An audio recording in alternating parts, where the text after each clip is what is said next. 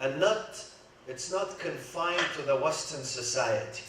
We can see it very visible in the Muslim societies, in the Muslim community in the West, Muslim community in North America, and also in Muslim societies in the Middle East. And that unfortunate phenomena is the phenomena of divorce and the separation and the collapse of the family. This is a disease that is spreading nowadays.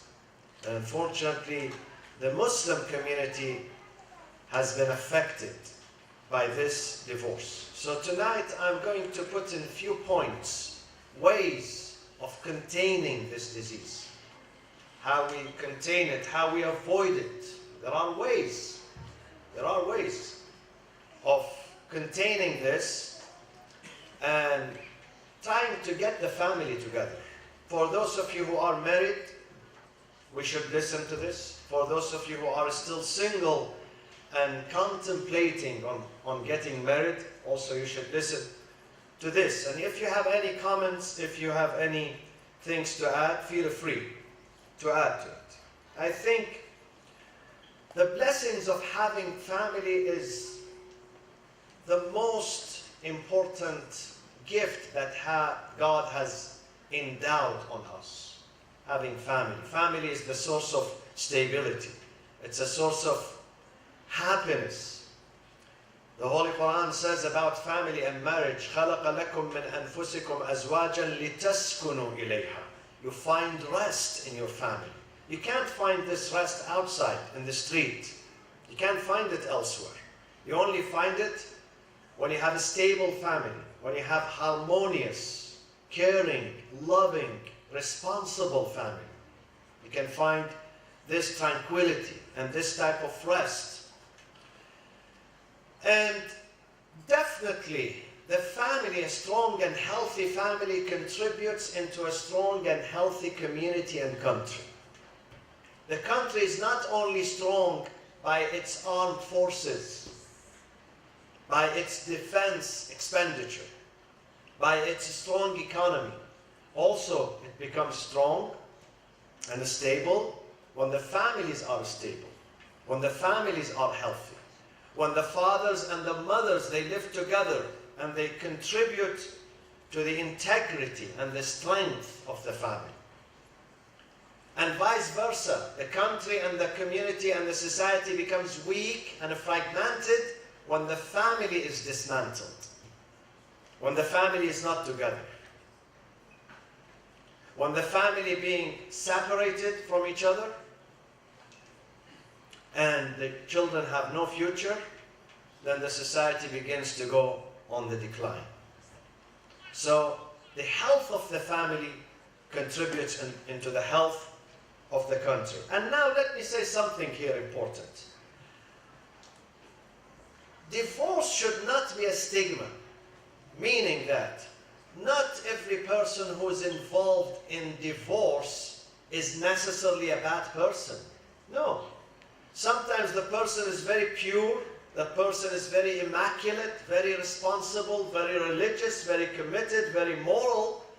However, his or her partner is not very much so. So not every person who's involved in divorce, we should call him bad person or evil person. No. Some of them are very good, very committed. But the family does not work by one person. It doesn't. The family depends on two, the husband and the wife. Both of them have to be committed. In order for the family to move forward, we need the contribution of both parents, the husband and the wife. Now, few points here. Before getting married, for those of you who are still single, and I know many on both aisles are still single, hopefully one day, probably before the end of Ramadan, who knows, we're going to see some of you getting married. If not, maybe before the next Ramadan, inshallah. Make sure that you get married.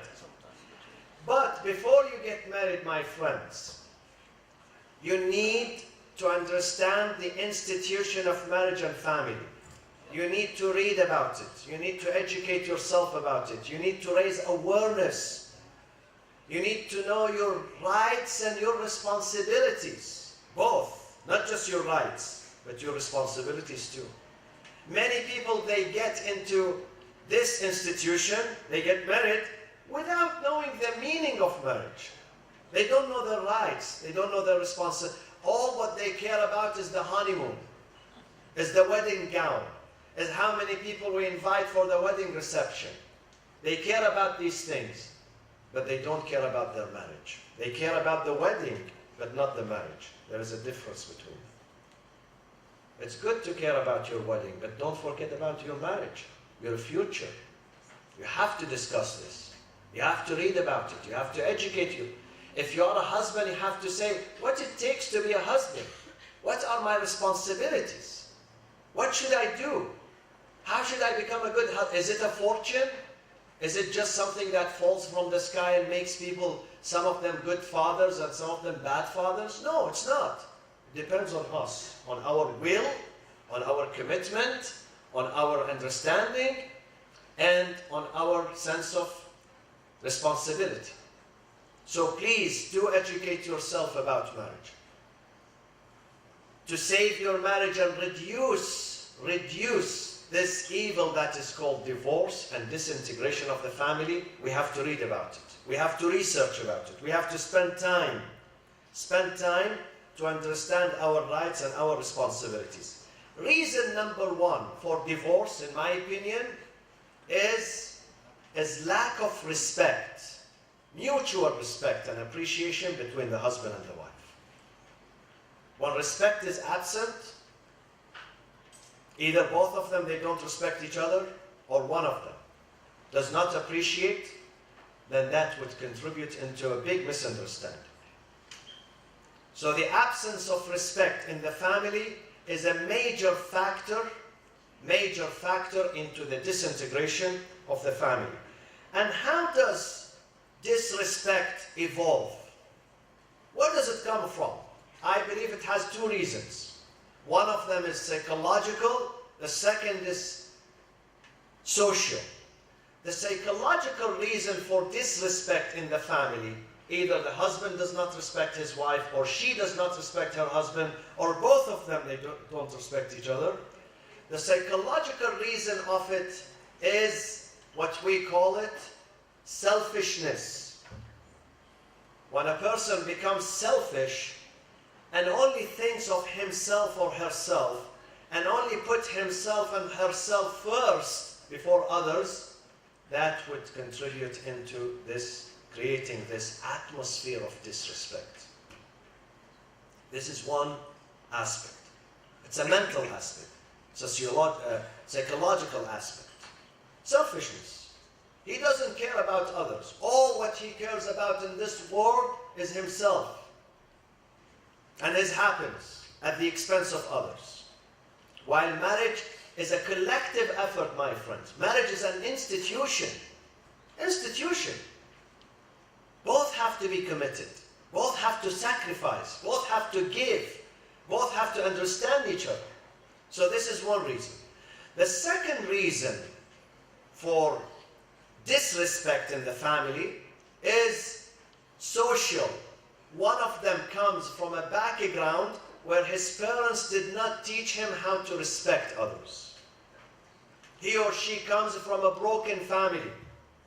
They did not teach him the manners, the etiquettes of respecting others.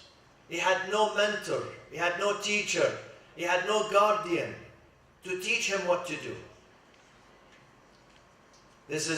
So he doesn't know how to treat his wife, or she doesn't know how to treat her husband, because her parents did not teach her. When she was young, at home, in the family, they did not tell him or her, listen, in this life you are not alone. In this life you have someone else living with you. So you have to respect that person. And that person is a human being. He deserves attention. He deserves appreciation. Nobody told him these things. All what they told him to do, do good at school. Yes, you have to score the highest point, be number one in your class, go to engineering school, medical school, law school, be lawyer, be doctor, but they never told them to be a good human being. Compassionate, forgiving, tolerant. They never. And this is wrong. We have to change this. We, the Muslims who live in this country, we have to tell our children, yes, go to medical school, but at the same time, you have to be a true human being. Tomorrow you're going to be with someone. You're going to take that person from his family, his parents, into your home. So you have to respect that person. That person is a human being. We have to instill these values of compassion and respect in the hearts and the minds of our children when they are young, when they are still young. It's too late when they get to the age of 20 and 25 and 30. It's too late. When they are young, we have to teach them how to respect others. We have to share this life. We are not alone. We share this life now with 7.5 billion inhabitants. All of them are respected in the eyes of God. God says, وَلَقَدْ كَرَّمْنَا بَنِي آدَمَ. We bestowed dignity and honor upon the children of Adam. So we have to respect. The second reason for divorce, my friends, is miser and stinginess. When someone does not spend, when someone generates good income and good money, but he is unwilling to spend on his family. That is a devastating factor. That person is not going to be able to maintain a family, to protect his family. You have to have faith in God. نَحْنُ نَرْزُقُهُمْ وَإِيَّاكُمْ. God says, listen, you are not the sustainer. I am the sustainer who sustain your children and yourself. So don't worry, spend. Give. Don't keep your money for whoever, I don't know whoever. Spend it. You are my agent. God says in the Quran, in Surah An-Nisa, chapter 4, God says, وَارْزُقُوهُمْ فِيهَا وَاكْسُوهُمْ وَقُولُوا لَهُمْ قَوْلًا مَعْرُوفًا. You be the sustainer. You are my agent. The money is mine. I'm giving you this money so you can take care of your family. So you have to spend. But unfortunately, some wives, I know the financial responsibility is the husband's responsibility, solely his. Religiously and morally, the financial responsibility of the family belongs to the husband. However, we have to advise the wives not to be spendthrift, not to waste the money. Because some wives, they say, well, he's responsible for everything. So they start spending and overspending and wasting and living extravagant. This is also not good. The wife has to have something called good management, tadbir, and financial wisdom. Even if you are rich, does not mean that you waste your money. Be wise in spending this money. This money is a gift from God. It's a trust from God. God has given you this money to take care of your family, not to waste this money. There are certain things that are not necessary for the family. You don't have to buy them, even if you have money.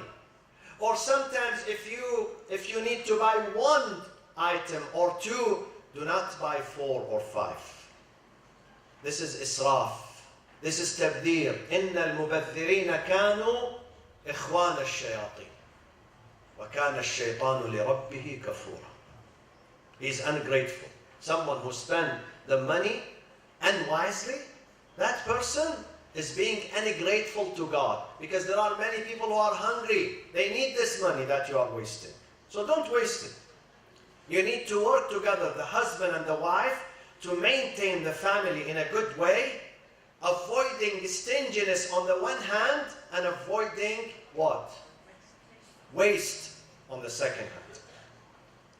And we have to teach our children, my friends, these things begin in the home. When they leave the room and the lights are on, they have to turn the light off. Even if we live in America, even if we have a surplus of energy and electricity in this country. They have to turn it off. Teach them. This is waste. Even if you leave the room for 2 minutes, turn the power off. Don't waste. When you stand, when you wash your hand, when you take a shower, I mentioned this in the past. Don't spend 2 hours in the shower. The Prophet ﷺ, he would perform wudu with only this amount of water, only this. And he's the leader of the humanity, the Prophet. And he was the cleanest person, the cleanest on earth. He would use this amount to perform his wudu. And you know, maybe 10 times this amount just to have a shower. 10 times of this, no more, of this amount. To conserve water, because he would respect the environment. We have to respect the environment. The Prophet says, even if there is a running stream next to your house, still when you wash your hand and face, conserve water. Even if you are standing on a running stream, running river, conserve.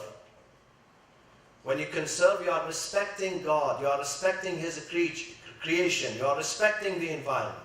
So we have to teach our children this. Do not waste food, do not waste gas, do not waste clothing. Don't waste anything. Even if you are rich, it's not generosity when you start wasting, believe me. Some people say, well, I'm generous. No, this is not generous. You are being irresponsible. You are spendthrift, not generous. Generous when you give to others. If it is extra, surplus, give it to others. Why do you waste it? Reason number 3 for divorce is laziness. Sometimes the husband is lazy, he does not go to work. He's irresponsible. He's sitting at home, he's doing nothing. He doesn't want to work. And sometimes the wife is lazy. Her house is a big mess, like a jungle. She doesn't take care of her house. It's not clean, it's smelly, okay? And as if you really went into the Amazon, Amazon jungle. That's not nice too. Both have to be responsible. The husband has to be hardworking. Hardworking. If you are not a hardworking person, you are not a success.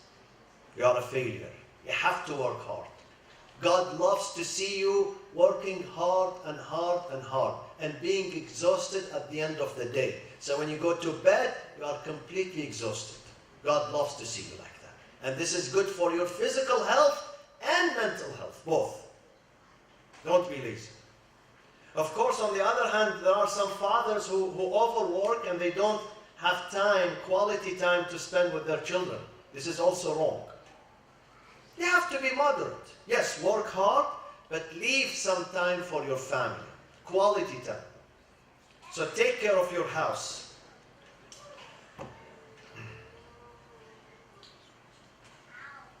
The Prophet was asked by women, Ya Rasulullah, you spoke about jihad, men going to the battlefield, carrying weapons, fighting, liberating their land, their country, protecting their communities.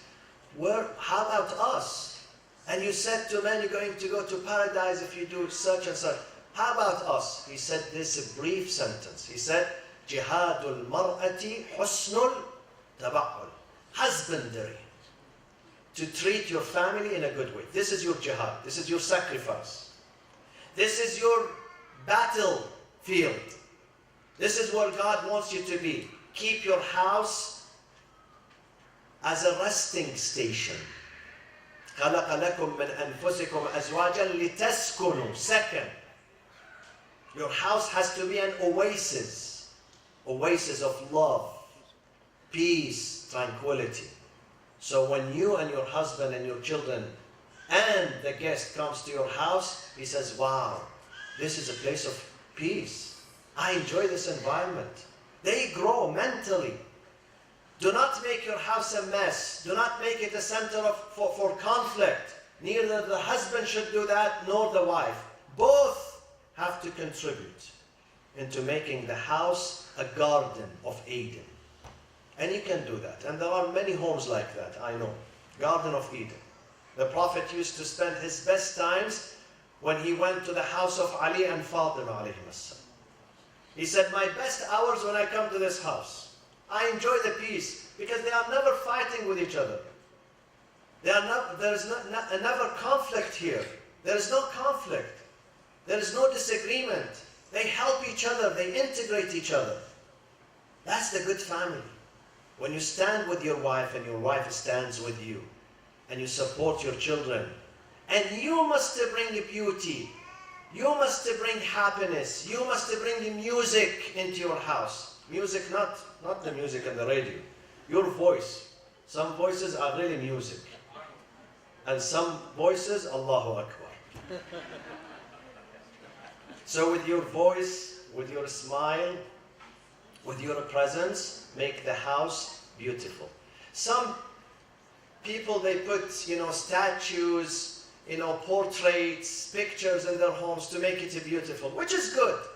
But these things would not make the house really beautiful. What makes it really beautiful and attractive is you, your manners, your akhlaq. If your manners are good, your house is the best house, better than White House, believe me, especially now, White House nowadays, becomes the real White House. So you have to do that yourself. It's a commitment. Don't throw it at God. Don't say, God made me miserable, I married it. No. Please don't blame God for that. Blame yourself. إن أحسنتم أحسنتم لأنفسكم وإن أسأتم. If you do good, you are doing good to yourself. If you do bad and evil, you are doing it to your own detriment. So this is the month of Ramadan, where we change ourselves. Not just we fast, we don't eat, we don't drink. We change. Spiritual transformation, moral transformation. We have to bring about these into our families. Number one, and I conclude with this, the reason for divorce, the absence of communication. Good communication, quality communication, my friends. Nice talk. Many husbands and wives, they are physically together, but mentally they are far from each other. They don't speak to each other. Either they don't speak, or once they speak, they always argue. They always fight. They don't listen to each other. Number one, we have to listen to the other side. You have to listen. Give yourself some time just to listen to what he or she is saying. من علامات الجاهل الإجابة قبل أن يسمع. The Imam said, someone who's ignorant is he does not allow the other party to finish his sentence.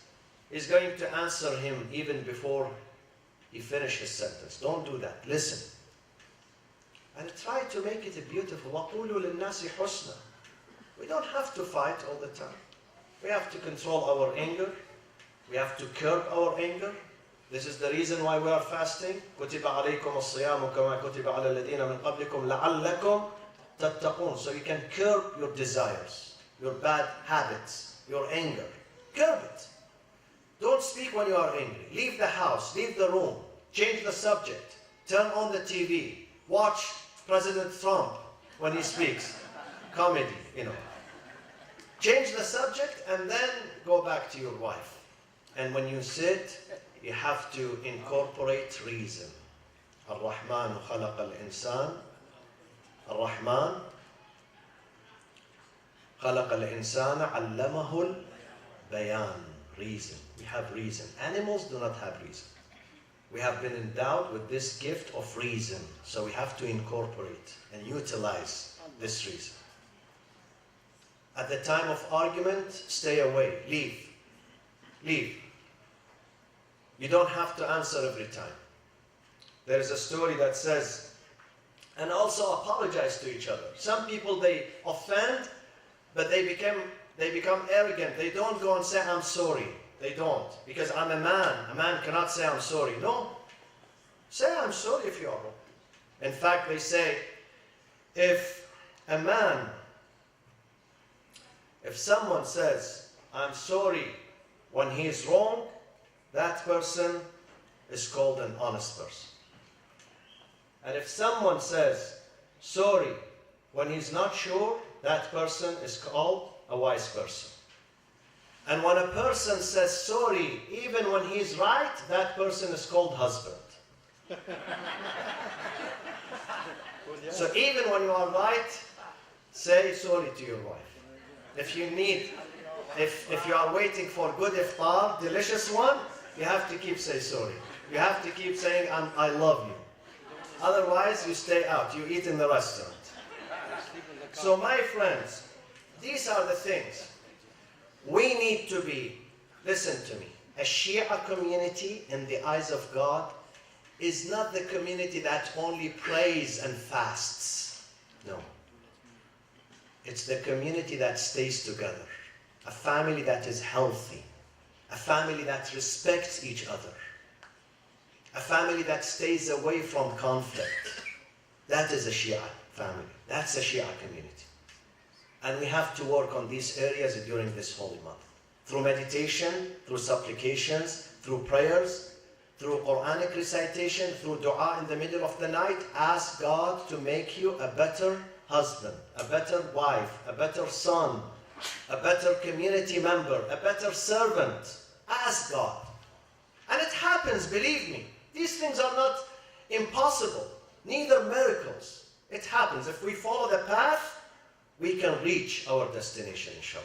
اللهم اغفر للمؤمنين والمؤمنات والمسلمين والمسلمات الأحياء منهم والأموات تابع اللهم بيننا وبينهم بالخيرات إنك مجيب الدعوات إنك غافر الخطيئات اللهم تقبل منا صلاتنا وصيامنا وقيامنا ودعاءنا وقرآننا في هذا الشهر العظيم واجعلنا من عتقائك من النار اللهم كن لوليك الحجة ابن الحسن صلواتك عليه وعلى آبائه في هذه الساعة وفي كل ساعة وليا وحافظا وقائدا وناصرا ودليلا وعينا حتى تسكنه أرضك طوعا وتمتعه فيها طويلا واجعلنا اللهم من أعوانه وأنصاره. Tomorrow inshallah Salatul Jumu'ah is at 1 p.m. We will see you and the majlis continues until the end of the month inshallah every night. وصلى الله وسلم على سيدنا محمد وإلى شهداء الإسلام وشهداء الحشد الشعبي الفاتحة مع الصلاة على محمد وآل محمد.